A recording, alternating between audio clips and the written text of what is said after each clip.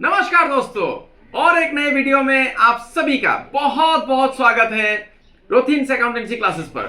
दोस्तों, पिछला वीडियो में मैंने आप लोगों को अकाउंटिंग इक्वेशन का मॉडरेट लेवल का क्वेश्चन सॉल्व करके दिखाया था। आज भी मैं आप लोगों को अकाउंटिंग इक्वेशन का और एक क्वेश्चन सॉल्व करके दिखाऊंगा। तो वीडियो में बने रहिए अंत तक। आप लोग अकाउंटिंग इक्वेशन में परफेक्ट बन जाएंगे। सॉल्व करना कैसे सॉल्व किया जाता है, इसमें आप लोग परफेक्ट बन जाएंगे। आगे बढ़ने से पहले दोस्तों, मेरा आप सभी से एक निवेदन है, अगर अभी तक आप लोगों ने मेरा चैनल को सब्सक्राइब नहीं किया है तो चैनल को सब्सक्राइब जरूर कर लीजिएगा और ऊपर का जो बेल आइकन है उसको दबा दीजिएगा। वीडियो अगर अच्छा लगा तो इसे एक लाइक भी कीजिएगा, अपने दोस्तों के बीच शेयर भी कीजिएगा और हाँ, कमेंट करना मत भूलिएगा। आप लोग मुझे इंस्टाग्राम और फेसबुक पे भी फॉलो कर सकते हैं। मेरा इंस्टाग्राम और फेसबुक पेज का जो लिंक है मेरा चैनल पे दिया हुआ है और मैं वीडियो का डिस्क्रिप्शन बॉक्स पे भी लिंक दे दूंगा। दोस्तों, मैंने अकाउंटिंग इक्वेशन के ऊपर ऑलरेडी 2 वीडियो बना दिया है। आप लोग दोनों वीडियो देख लीजिएगा। उस पर मैंने कॉन्सेप्ट और प्रैक्टिकल प्रॉब्लम भी मैंने सॉल्व करके दिखाया है। तो दोनों वीडियो का लिंक भी मैं आप लोगों की सुविधा के लिए डिस्क्रिप्शन बॉक्स पे दे दूंगा। तो चलिए दोस्तों, आज और एक क्वेश्चन सॉल्व करके मैं दिखाता हूं आप लोगों को। तो अभी मैं कैमरा को बोलूंगा कॉपी की तरफ फोकस करने के लिए।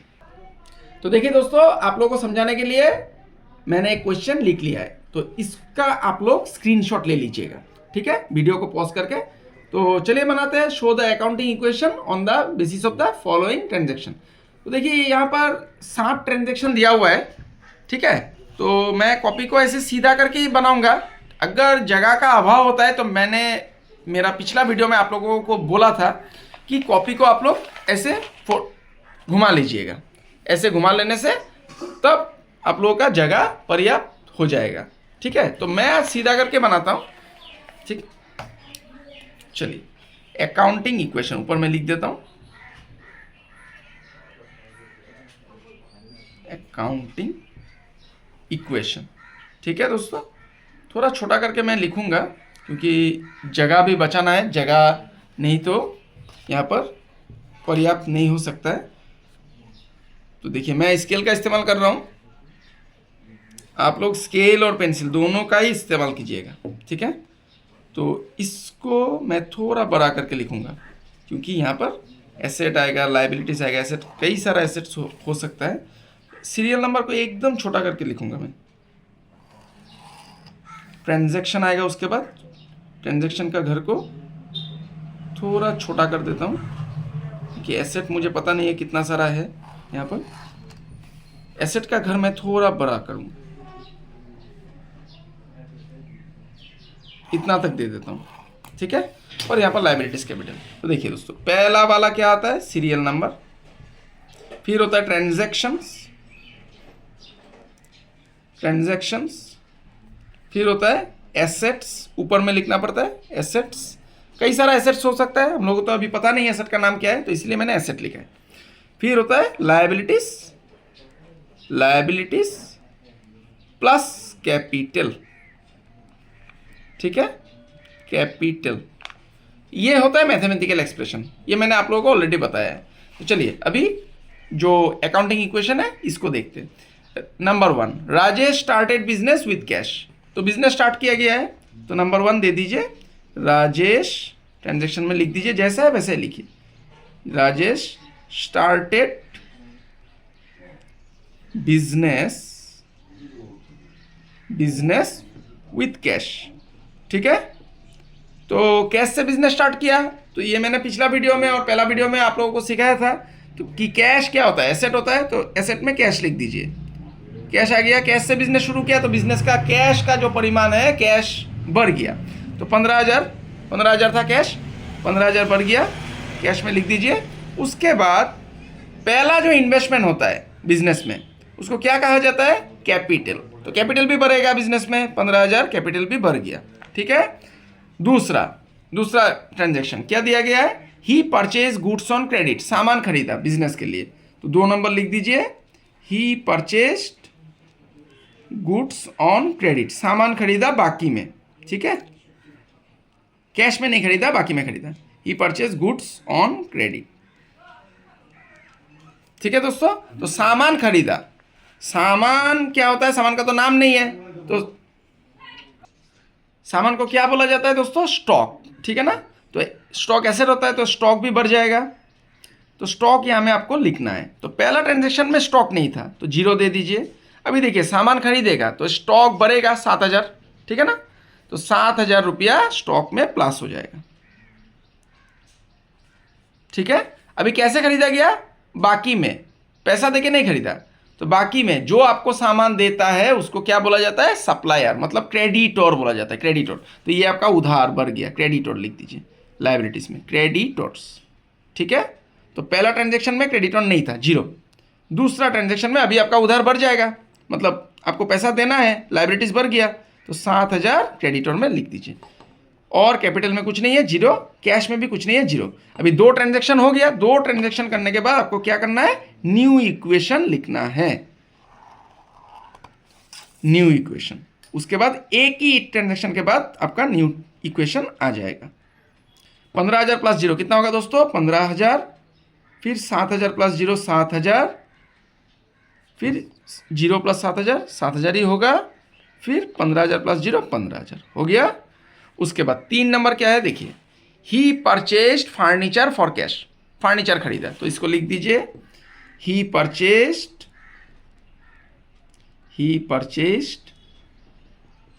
फर्नीचर, जैसा ट्रांजैक्शन दिया गया उसी को लिख दीजिए, ठीक है, फर्नीचर फॉर कैश। अभी फर्नीचर खरीदा, देखिए फर्नीचर क्या होता है, फर्नीचर भी एसेट होता है दोस्तों, तो बिजनेस में एसेट बढ़ जाएगा, ठीक है ना। तो फर्नीचर एक नया एसेट आ गया, तो फर्नीचर यहाँ में आपको लिखना है, ऊपर में फर्नीचर बोल के लिख दीजिए, हो गया। तो फर्नीचर पहला ट्रांजैक्शन में कुछ नहीं था, 0, फिर यहाँ पर भी दूसरा ट्रांजैक्शन में 0 था, यहाँ पर भी 0 था। अभी फर्नीचर खरीदा, तो फर्नीचर कितना का खरीदा, 500 रुपया का, 500।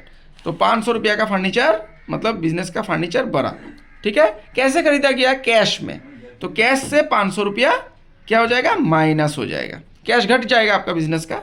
स्टॉक में कुछ नहीं है, 0, लायबिलिटीज में भी कुछ नहीं है, 0।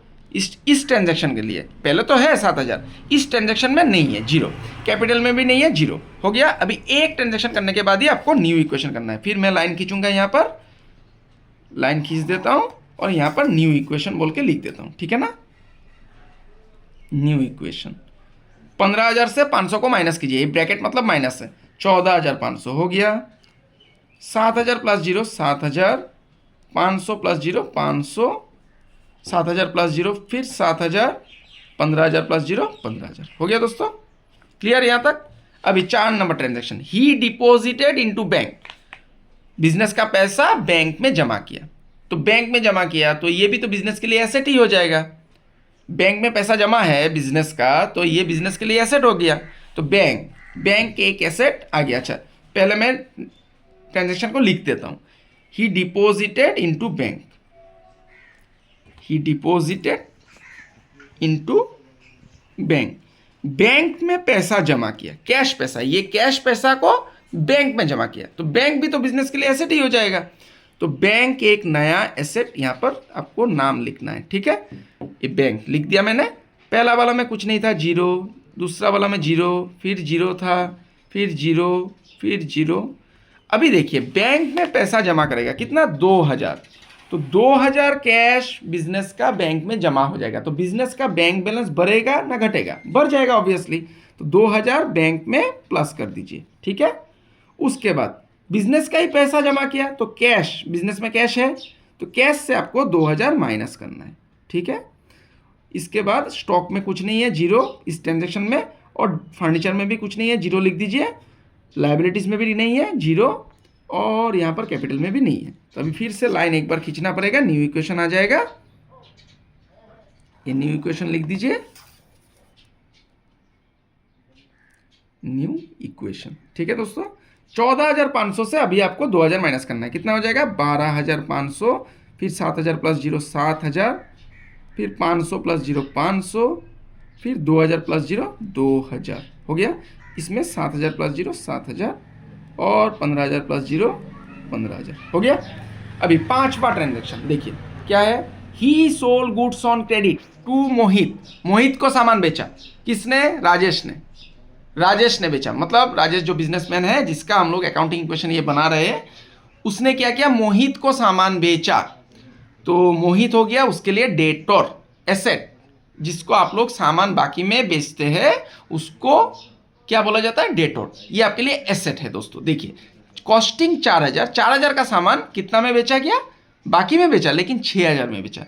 तो 4,000 का सामान 6,000 में बेचा, तो 2,000 रुपया मुनाफा हुआ, प्रॉफिट हुआ। इसको आपको कैसे लिखना है, ऐसे लिखना होगा, sold goods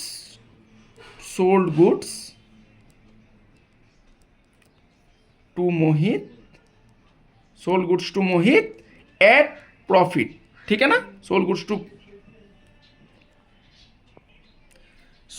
to Mohit at profit, sold goods to Mohit at profit लिख दिया मैंने। अभी देखिए 4,000 का सामान बेचा गया, कितना में, 6,000 में। तो 6,000 में, तो 4,000 का सामान 6,000 में बेचा गया, ठीक है दोस्तों। तो यहां पर आपको आपने किसको बेचा, मोहित को। मोहित आपके लिए क्या हो जाएगा, डेटोर। तो डेटोर एसेट होता है, ठीक है ना। तो यहां पर और एक एसेट जुड़ गया, देखिए डेटोर्स। मैंने थोड़ा ये देखिए जगह का अभाव हो रहा है, मैं यहाँ पर लिख दिया है मैंने छोटा करके डेटोर। तो पहला ट्रांजैक्शन में डेटोर नहीं था, 0। दूसरा ट्रांजैक्शन में भी नहीं था, तीसरा में भी नहीं है, यहाँ पर नहीं है, सब में 0 बिठा के आइए, ठीक है, 0 बिठा के आइए। अभी डेटोर को कितना का सामान बेचा गया, 4,000 का सामान 6,000 में बेचा। तो 6,000 मिलना है आपको डेटोर से, तो 6,000 लिख दीजिए डेटोर में। 4,000 का सामान बेचा, तो सामान कहाँ में रहता है, उसका तो नाम नहीं है, स्टॉक है, तो स्टॉक आपका घट जाएगा। तो 4,000 स्टॉक से आपको माइनस करना है, ठीक है। और देखिए 4,000 का सामान 6,000 में बेचा, बाकी में बेचा, लेकिन प्रॉफिट तो हुआ है। तो प्रॉफिट होने से कैपिटल के साथ प्लस करना पड़ता है, और लॉस होने से कैपिटल से माइनस करना पड़ता है, मतलब कैपिटल घट जाता है। तो यहाँ पर प्रॉफिट हुआ है तो कैपिटल बढ़ जाएगा 2,000, ठीक है। बाकी सब में 0 दे दीजिए, +0 और यहाँ पर भी +0। मतलब इस ट्रांजेक्शन में कैश में कुछ नहीं है, स्टॉक में तो था, फर्नीचर में नहीं है, बैंक में नहीं है, इस सब में 0 दे दिया हम लोगों ने। अभी न्यू इक्वेशन, फिर से लाइन खींच लीजिए,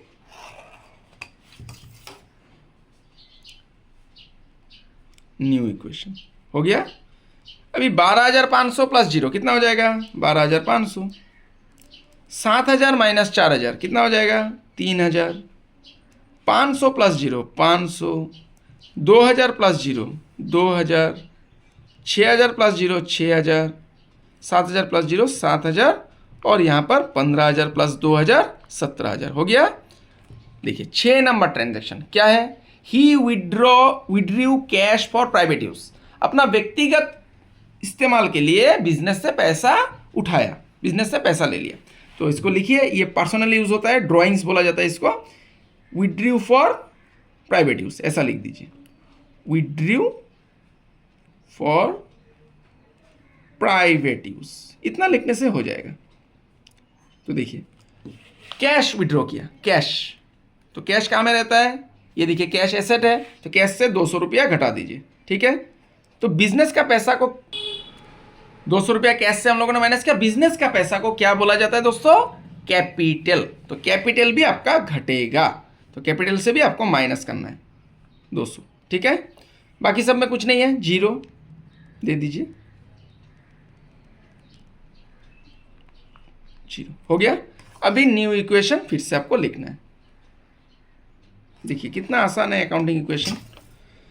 न्यू इक्वेशन लिख दीजिए और प्लस माइनस कीजिए, बहुत आसान है अकाउंटिंग इक्वेशन, थोड़ा प्रैक्टिस करेंगे हो जाएगा। 12,500 से 200 को माइनस कीजिए, कितना हो जाएगा, 12,300, ठीक है ना दोस्तों, 12,300।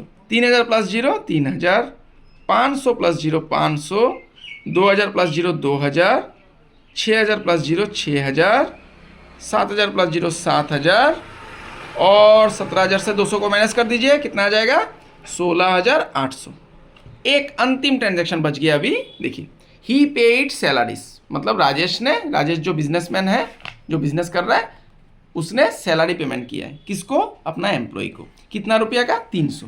तो लिखिए ये उसके लिए खर्चा हो जाएगा फार्म के बिजनेस फार्म के लिए, तो पेड सैलरीज इतना लिखने से हो जाएगा, पेड सैलरीज हो गया। अभी सैलरीज 300 रुपया देगा, देखिए 300 रुपया है, 300 रुपया देगा, क्या देगा, कैश देगा ना, पैसा ही देगा 300 रुपया, तो 300 रुपया कैश से माइनस करना पड़ेगा, और ये बिजनेस का खर्चा है। तो बिजनेस का खर्चा होने से मैंने आप लोगों को ऑलरेडी मेरा पिछला 2 वीडियो में बताया था कि बिजनेस का खर्चा होने से कैपिटल घटता है, और बिजनेस में अगर मुनाफा होता है, इनकम होता है, तो कैपिटल बढ़ता है। तो बिजनेस का खर्चा हो गया, ये सैलरी दे रहा है तो कैपिटल भी घटेगा। 300 रुपया कैपिटल से माइनस कर दीजिए, ठीक है। और बाकी सब में तो 0 0 बिठा दीजिए, हो गया 0 0 0 फिर 0 फिर 0, हो गया। ये हो गया, अंतिम ट्रांजेक्शन हम लोगों ने लिख दिया। अभी क्या लिखना है? फाइनल इक्वेशन, और कुछ नहीं लिखना है। फाइनल इक्वेशन, फाइनल इक्वेशन लिखना है, क्योंकि अभी आपको न्यू इक्वेशन नहीं लिखना है। फाइनल आपने कर दिया, अभी दोनों साइड मैच कराना पड़ेगा, मैच होना होगा, ठीक है। 12,300 से 300 माइनस करना पड़ेगा, कितना हो जाएगा? 12,000। 3,000 प्लस 0 आपका हो जाएगा 3,000।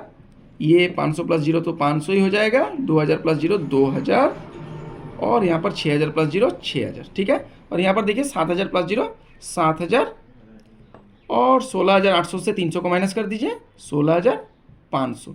तो देखिए इस साइड में जितना आएगा प्लस करके, इस साइड में भी उतना ही आना है। तो लिखना नहीं है, लेकिन आप लोग राफ्ट में मतलब मुंह में कर लीजिएगा ऐसे। तो 12,000 और 3,000 कितना होता है दोस्तों? 15,000, 15,500, 17,500 और 6,000, 23,500 आया। 23,500 इस तरफ में, और इस तरफ में देखिए 16,500 और 7,000 कितना होता है? दोनों को जोड़िए 23,500, ठीक है। तो दोनों साइड मैच कर गया, तो इसका मतलब ये अकाउंटिंग इक्वेशन सही है। तो इसका आप लोग स्क्रीनशॉट ले लीजिएगा।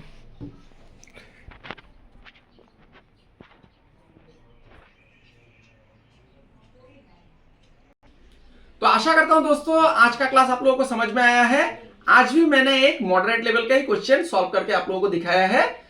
अगला वीडियो में मैं आप लोगों को एडवांस लेवल का अकाउंटिंग इक्वेशन का क्वेश्चन सॉल्व करके दिखाऊंगा।